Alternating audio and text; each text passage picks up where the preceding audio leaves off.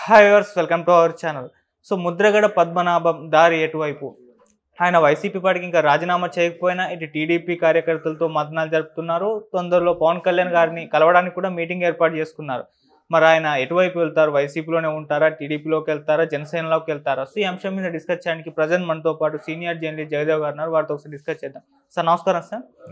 Sir మరి ముద్రగడ పద్మనాభం గారి దారి ఎటువైపు అంటారు? YCP, Janasena, TDP? సార్ మీ ఒపీనియన్ ఏంటి? అంటే వైసీపీలోకి మొదట్లో ఎవరైతే టీడీపీ కాదనుకొని వెళ్ళారో వాళ్ళు ఎవరెవరైతే గెలవలేకపోయారో, లేదా కొంతమంది సోషల్ మీడియాకి సంబంధించిన వాళ్ళు ఇన్ఛార్జ్లుగా కానీ, లేదంటే చాలామంది నేతలు వీళ్ళకు ప్రాధాన్యత ఇక్కడ లేదు, మొత్తం ఆయన చుట్టే తిరుగుతుంది, ఆయనకే జై కొట్టాలి, ఆయన గురించే మాట్లాడాలి, ఇంకెవరి గురించి మాట్లాడకూడదు అనే వాదం అయితే ఎక్కువ వినపడింది. దానికి ఫస్ట్ ఆద్యం పోసింది నాకు తెలిసి జీవిత రాజశేఖర్ గారు. ఆయన ఓదార్పు యాత్రకు ముందు నిరాహార దీక్ష చేశారు ఆయన రాజశేఖర్ గారి విగ్రహం పెట్టుకొని. అప్పుడు జీవిత రాజశేఖర్ గారు వెళ్ళి అక్కడ ఉన్నప్పుడు కొంత సినిమా యాక్టర్స్ అంటే ఊర్లలో కొంత క్రేజ్ ఉంటుంది కదా, ఈ మీద ఎలా ఉన్నారో చూడడానికి వస్తారు కదా, అట్లా వాళ్ళ వైపు ఎక్కువ మొగ్గు చూపుతున్నారని కావాలని వాళ్ళని సైడ్ చేసి రావద్దని చెప్పారు జగన్మోహన్ రెడ్డి గారని అప్పట్లోనే వాళ్ళు ప్రెస్ మీట్ పెట్టి మరి కూడా చెప్పారు. ఎందుకు వైసీపీని జగన్మోహన్ రెడ్డి గారితో ఉండదలుచుకోవట్లేదు, ఒకవేళ ఆయన పార్టీ పెట్టినా కలదలుచుకోలేదు అన్నట్టు. సో అక్కడి నుంచి కూడా రకరకాలుగా చాలామంది ఇదయ్యారు. కాకపోతే సరే ఈయనకు ఒకసారి అవకాశం ఇద్దామని ఉద్దేశమో మరి ఇతర కారణాలతోనో మొత్తానికి ఆయన కొంతమంది అట్రాక్ట్ అయ్యి వెళ్ళారు. అయితే ఒక్కొక్కరుగా బయటకు వస్తున్నారు.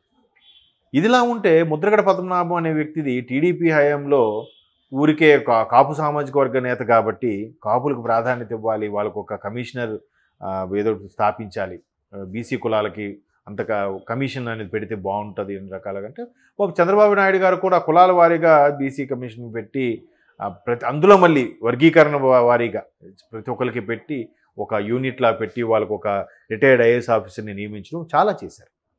ఇంక్లూడింగ్ బ్రాహ్మిన్స్తో సహా కూడా ఆయన ఆంధ్ర బ్రాహ్మణ్ కార్పొరేషన్ అని అన్ని అగ్రవర్ణాల వాళ్ళకు కూడా చాలామందికి చేసి పెట్టారు.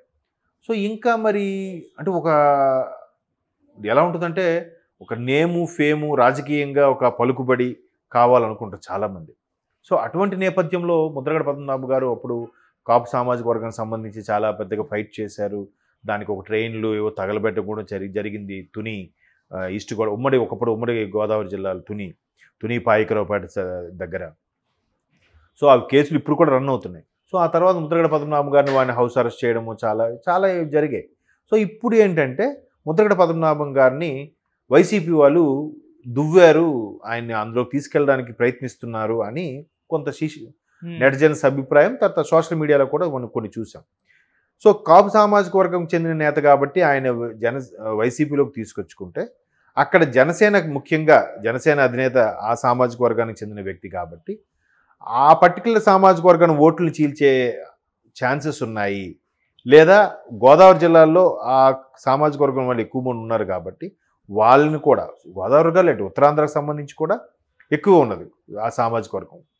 అంటే రకరకాల పేర్లు ఉంటాయి అందులో కూడా మళ్ళీ. బట్ వాళ్ళందరూ ఇలాంటి రాజకీయ నేపథ్యం వచ్చేసరికి అందరూ ఒకటే ఉంటారు. అవును. సో అటువంటి సామాజిక వర్గం మంచి బలంగా దగ్గర 23% అన్నారు. మరి ఇప్పుడు ఎంత పెరిగిందో తెలియదు. అంత పర్సంటేజ్ ఉన్న ఆ సామాజిక వర్గం నుంచి ఎవరో ఒకరు నాయకుడిగా ఉంటే బాగుంటుంది అని చెప్పి ఈయన్ని వైసీపీ లాక్కులే ప్రయత్నం చేసి జనసేనని కొద్దిగా దెబ్బ కొట్టాలని ఆలోచన చేసినట్టుగా మనకు అనిపిస్తుంది. అయితే మొత్తానికి ఆయనకి ఇస్తారా, ఆయన కొంత వయసు అయిపోయింది కాబట్టి వాళ్ళ అబ్బాయికి ఇస్తారా అని కూడా వార్తలు చక్కర్లు కొట్టే. మేబీ వాళ్ళ అబ్బాయికి ఇస్తారు.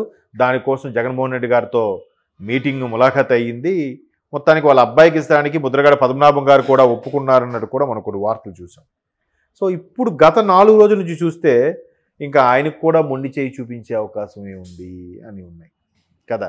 ఆయన కూడా మళ్ళీ back to TDP or Janasena, వేరే ఆప్షన్ ఇంకేం లేదు.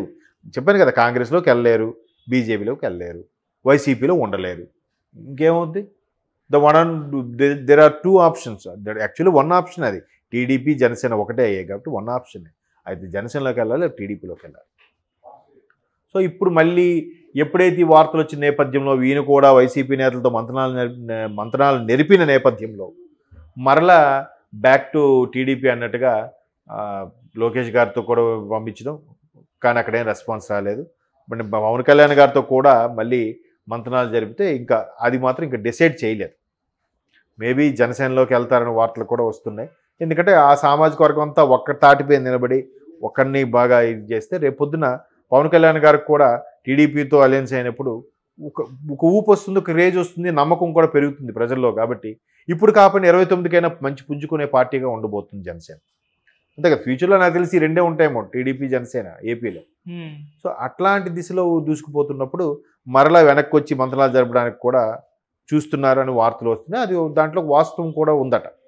ఎందుకంటే నిన్నటిగా కేసీఆర్ నాని గారు కూడా టీడీపీని వేడుతున్నా అని చెప్పి ట్విట్టర్లో కామెంట్ చేయడం, తర్వాత నానా రకాలుగా మాట్లాడడం, రభస అవ్వడం, అతని మీద పొట్లూరి గారు బీభత్సమైన కామెంట్ చేయడం, అన్ని చినికి గాలు అనే నేపథ్యంలో మరలా కేసీఆర్ నాని గారు బ్యాక్ వస్తున్నారు అన్న వార్తలు కూడా కొన్ని వినిపించాయి. ఆ ట్విట్టర్లో ఇచ్చిన కామెంట్కి ఆయన వైసీపీలో చేరడానికి మధ్యలో ఎన్ని రోజులు గ్యాప్ ఉంది? ఒక 1 వీక్ గ్యాప్ ఉంది, సుమారుగా 5 రోజులు 1 వీక్ గ్యాప్ ఉంది.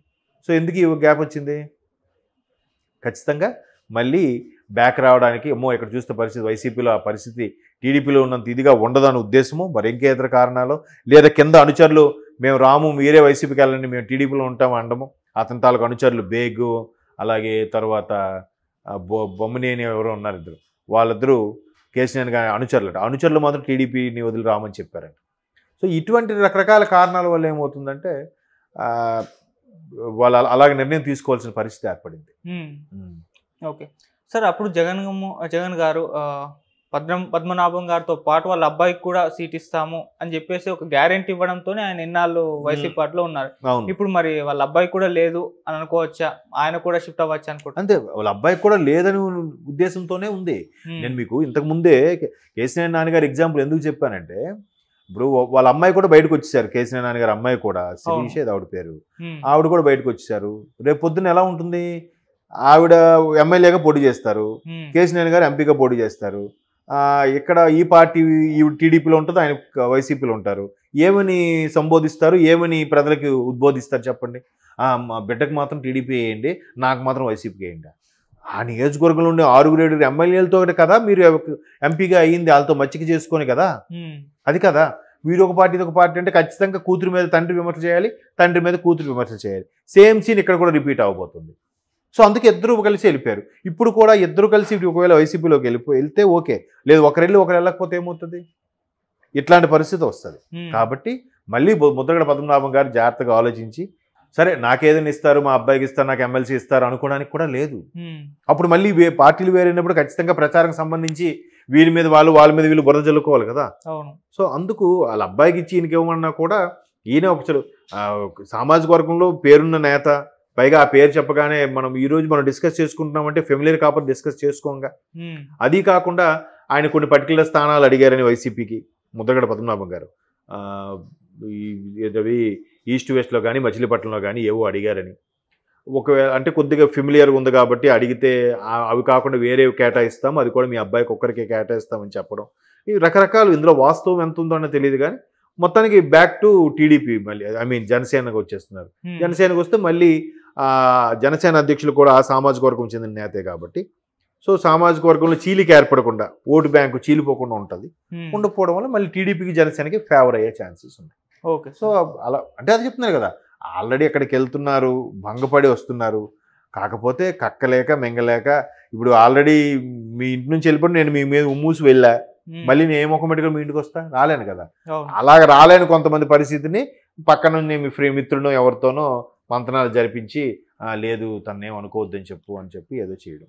ఓకే, అది పరిస్థితి. కాబట్టి ఎవరైనా మళ్ళీ టీడీపీ జనసేనలోకి వస్తారు, అందరూ అదే వస్తున్నారు. వీళ్ళు ఒక్క కేసు